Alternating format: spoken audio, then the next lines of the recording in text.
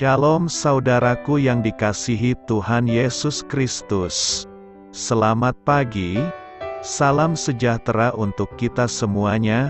Selamat datang kembali di Renungan Rohani pagi hari ini. Semoga saudara yang terkasih dalam keadaan sehat selalu. Kiranya damai dan sukacita Roh Kudus melimpah di dalam hati dan pikiran saudara saat ini. Sebelum kita mulai renungan pagi ini, marilah kita bersama-sama berdoa. Tuhan Yesus, terima kasih sudah membangunkanku pagi hari ini. Terima kasih atas penyertaan dan perlindungan Tuhan. Semua karena karunia Tuhan aku dapat bangun dengan pagi hari ini. Aku menyerahkan seluruh aktivitasku hari ini ke dalam kuasa tangan Tuhan. Jauhkanku dari yang jahat, ya Tuhan. Tuhan Yesus, tolong lindungi dan berkati aktivitasku hari ini. Tolong berkati juga keluarga dan teman-temanku, Bapa Surgawi, oleh karya Roh Kudus. Tolonglah aku untuk menjauhi segala sesuatu yang melukai hati-Mu. Ampunilah segala dosa kami, ya Tuhan. Dalam nama Tuhan Yesus, aku sudah berdoa. Amin.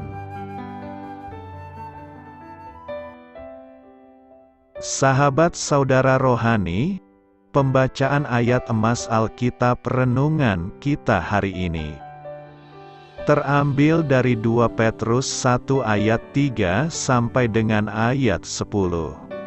Karena kuasa ilahinya telah menganugerahkan kepada kita segala sesuatu yang berguna untuk hidup yang saleh oleh pengenalan kita akan Dia, yang telah memanggil kita oleh kuasa-Nya yang mulia dan ajaib. Dengan jalan itu Ia telah menganugerahkan kepada kita janji-janji yang berharga dan yang sangat besar, supaya olehnya kamu boleh mengambil bagian dalam kodrat ilahi, dan luput dari hawa nafsu duniawi yang membinasakan dunia. Justru karena itu kamu harus dengan sungguh-sungguh berusaha untuk menambahkan kepada imanmu kebajikan, dan kepada kebajikan pengetahuan, dan kepada pengetahuan penguasaan diri, kepada penguasaan diri ketekunan, dan kepada ketekunan kesalehan, dan kepada kesalehan kasih akan saudara-saudara, dan kepada kasih akan saudara-saudara kasih akan semua orang. Sebab apabila semuanya itu ada padamu dengan berlimpah-limpah, kamu akan dibuatnya menjadi giat dan berhasil dalam pengenalanmu akan Yesus Kristus, Tuhan kita. Tetapi barang siapa tidak memiliki semuanya itu, ia menjadi buta dan picik, karena ia lupa bahwa dosa-dosanya yang dahulu telah dihapuskan. Karena itu, saudara-saudaraku, berusahalah sungguh-sungguh, supaya panggilan dan pilihanmu makin teguh. Sebab jikalau kamu melakukannya, kamu tidak akan pernah tersandung. 2 Petrus 1 ayat 3 sampai dengan ayat 10. Inti dari ayat emas renungan kita adalah kuasa ilahinya telah menganugerahkan kepada kita segala sesuatu yang berguna untuk hidup yang saleh. Mari kita mulai renungan pagi kita. Judul renungan kita hari ini adalah Menguasai Diri dengan Kuasa Allah, ditulis oleh Win Collier. Pada tahun 1972, sebuah studi yang dikenal dengan ujian marshmallow dikembangkan untuk mengukur kemampuan anak-anak dalam menahan diri dari keinginan memuaskan kemauan mereka. Anak-anak ditawari sebutir marshmallow, tetapi diberitahu jika mereka dapat menahan diri selama 10 menit untuk tidak memakannya, mereka akan diberi marshmallow kedua. sepertiga dari anak-anak itu mampu menahan diri demi mendapat lebih, tetapi sepertiga lagi langsung melahapnya dalam waktu 30 detik. Mungkin kita akan sulit menguasai diri ketika ditawari sesuatu yang kita inginkan. Bahkan ketika tahu bahwa jika mau menunggu, kita akan mendapat keuntungan lebih. Rasul Petrus mendorong kita untuk menambahkan kepada iman kita banyak sifat baik yang penting, termasuk penguasaan diri, tertulis di dalam 2 Petrus 1 ayat 5 sampai dengan ayat 6. Dengan berpegang teguh pada iman kepada Yesus, para penerima surat Petrus, dan juga kita, didorong untuk terus bertumbuh dalam kebajikan, pengetahuan, ketekunan, kesalehan, kasih persaudaraan, dan kasih kepada semua orang, dengan berlimpah-limpah. Sebagai bukti iman tersebut, terdapat dalam ayat 5 sampai dengan ayat 8.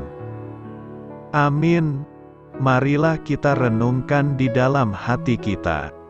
Dalam diri siapa Anda melihat sifat-sifat yang menyerupai Kristus? Bagaimana Anda dapat mengembangkan sifat-sifat tersebut dalam hidup Anda sendiri, dengan kecukupan yang diberikan Allah? Hal ini patut kamu ketahui. Kita hanya mengetahui sedikit latar belakang tentang surat Petrus yang kedua. J. Daryl Charles, dalam The Expositor's Bible Commentary, mengatakan, sulit untuk mengetahui identitas penerima kitab 2 Petrus dan latar belakang penulisannya karena surat tersebut tidak mencantumkan nama dan tempat. Walaupun asal dan tujuan surat itu tidak dapat dipastikan, banyak indikator pada teks yang menunjuk pada satu lokasi sosial tertentu tempat pembaca berada, sehingga besar kemungkinan surat ini ditujukan kepada orang-orang Kristen di Yunani atau Asia Kecil, tempat surat-surat Paulus beredar. Petrus 3 ayat 15 sampai dengan ayat 16. Para ahli Alkitab yang berpandangan konservatif secara umum sepakat bahwa Petrus menulis surat ini dari Roma sebelum kematiannya, sesuatu yang telah disebutkannya di pasal 1, ayat 15. Surat 2 Petrus menyoroti beberapa tema, antara lain pertumbuhan rohani, Petrus 1 ayat 4 sampai dengan ayat 8, transfigurasi Kristus, ayat 16 sampai dengan ayat 18, nabi-nabi palsu, pasal 2, dan hari kedatangan Tuhan, Petrus 3 ayat 3 sampai dengan ayat 10. Perikop ini menyatakan bahwa Petrus berdasarkan pengalamannya mengikut Yesus, tidak pernah mengatakan hidup saleh adalah suatu angan-angan tertentu yang sulit dicapai oleh orang Kristen. Petrus berkeyakinan hal ini bisa dilakukan oleh siapapun oleh orang percaya. Mengapa? Allah telah mengaruniakan segala sesuatu yang berguna untuk hidup saleh.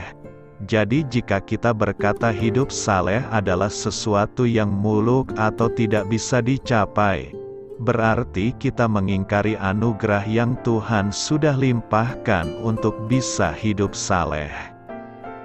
Pekerjaan dan hakikat Allah dinyatakan, berkuasa, menganugerahkan, memanggil kita, mulia dan ajaib.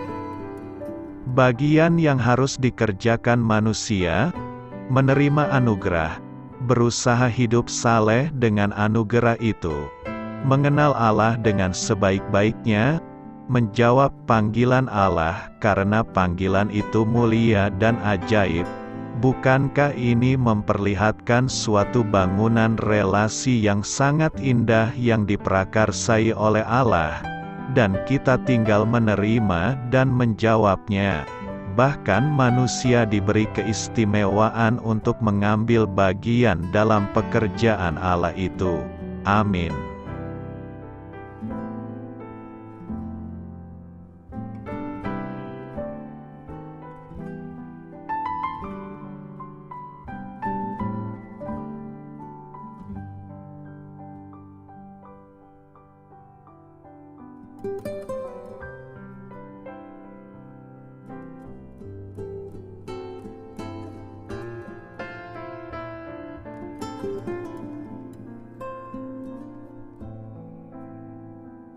Marilah kita renungkan sahabat saudara rohani. Demikianlah renungan firman Tuhan pagi hari ini. Semoga menjadi berkat dalam hidup kita. Dan sebelum kita memulai segala aktivitas kita pagi hari ini, marilah kita berdoa. Selamat pagi Bapa, malam hari telah berganti pagi. Kehidupan baru telah Engkau berikan kembali bagi kami. Bapa Surgawi, tolonglah aku menyadari kebutuhan orang lain, supaya aku dapat membagikan apa yang telah Engkau berikan kepadaku. Pada saat aku membutuhkan, berilah aku keyakinan bahwa Engkau akan mencukupkanku, melalui orang-orang yang mengasihi-Mu, bukan karena kami pantas atau layak, namun karena kasih karunia-Mu kami boleh ada, sebagaimana kami ada di pagi hari ini. Terima kasih Tuhan, atas kesempatan baru yang telah Tuhan berikan kepada kami, untuk bisa memperbaiki diri agar kami bisa lebih layak di hadapan-Mu. Hari ini kami serahkan semua perkara dan kesulitan yang akan kami lalui ke dalam tangan-Mu. Biarkanlah kami bisa memuliakan-Mu dalam segala aktivitas yang akan kami lakukan. Amin.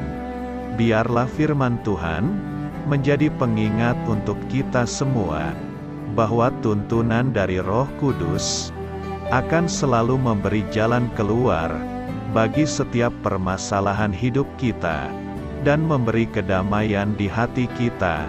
Sampai jumpa di renungan pagi saudara rohani berikutnya. Kiranya Tuhan selalu memberkati saudara semua hari ini. Amin. Shalom.